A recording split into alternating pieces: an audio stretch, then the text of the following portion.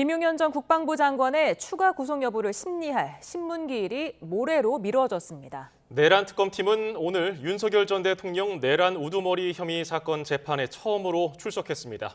취재기자 연결합니다. 이경국 기자. 네, 서울중앙지방법원입니다. 네, 김용현 전 장관 소식부터 살펴보죠. 구속 신문이 미뤄졌다고요?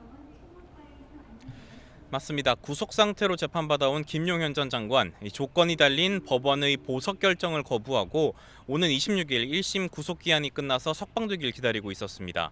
내란 특검은 지난 18일 김용현 전 장관을 공무집행방해 혐의 등으로 추가 기소하고 동시에 재판부에 추가 구속도 요청했습니다. 사건을 맡게 된 중앙지법 형사합의 34부는 오늘 오후에 재판을 열었는데요.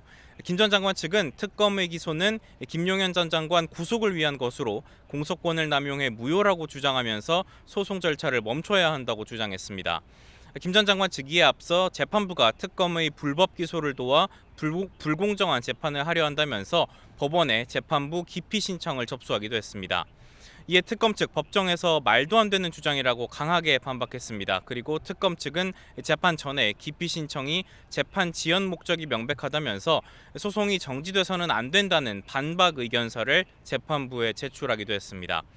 재판부는 일단 김용현 전 장관 구속신문은 진행하되 구속기한 만료 하루 전인 오는 25일 오전으로 신문을 연기했습니다. 재판부는 김 전 장관 측의 재판부 기피 신청과 관련해서는 이를 간이 기각할지 여부를 조금 더 생각해보겠다고 밝혔습니다. 네, 오늘 내란 특검팀의 윤석열 전 대통령 재판 출석 관련 내용도 자세히 전해주시죠.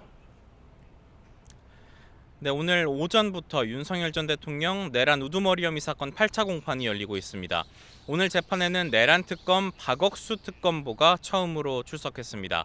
박 특검보는 검찰 비상계엄 특수본으로부터 사건을 넘겨받았고 이후 증거를 토대로 이 사건에 대한 실체적 진실을 밝히겠다고 강조했습니다. 이어 재판부에는 구속된 피고인들의 석방이 임박하는 등 법 집행 지연이 우려된다면서 재판을 지금보다 더 신속하게 진행해달라고 요청하기도 했습니다. 윤 전 대통령 측은 곧장 이 특검이 정치적인 수단으로 실행되고 있다면서 강하게 반발하는 모습을 보였습니다.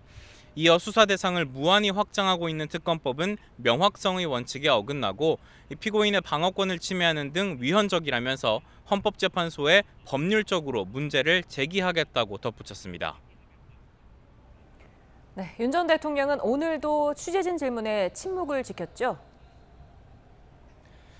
맞습니다. 윤 전 대통령 오늘 오전 10시쯤 재판을 위해서 법원에 도착을 했습니다. 3대 특검이 모두 업무에 돌입하면서 속도를 내고 있는 상황인데요.